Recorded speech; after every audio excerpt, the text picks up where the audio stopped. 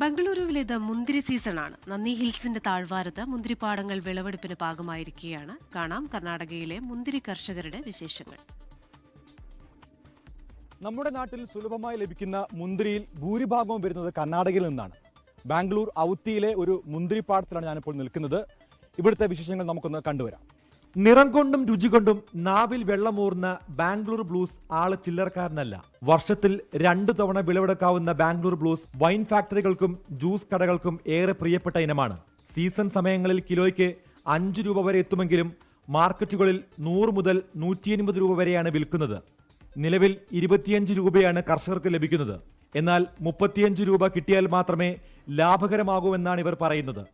This is the called as blue grapes of Bangalore. It is a very popular fruit in our surrounding like Bangalore, Devanahalli Taluk. Its cost 25 rupees per kg in today's price. At least price is 5 rupees, 2 rupees per kg.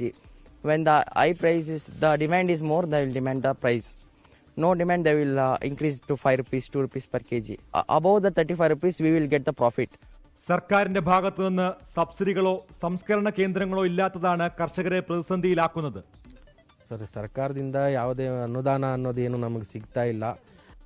250 ചെടികൾ ഉൾക്കൊള്ളുന്ന ഒരേക്കറിൽ പന്തയൊരുക്കുന്നതിനും വളമിടിയിലിനുമായി ചെലവാകുന്നത് 6 ലക്ഷത്തിലേറെയാണ്. മരുന്നുകൾക്കും മറ്റു കീടനാശിനികൾക്കുമായി വേറെയും.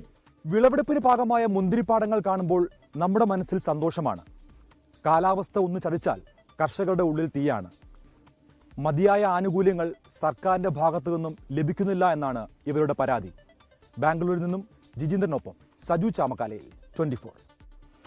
ലോകത്തെവിടെയായാലും ഏത് സമയത്തും 24 വാർത്തകളും augmented reality പാക്കേജുകളും എക്സ്പ്ലെയിനറുകളും വിശദമായി കാണാൻ ഞങ്ങളുടെ യൂട്യൂബ് ചാനൽ നിങ്ങൾക്ക് സബ്സ്ക്രൈബ് ചെയ്യാം.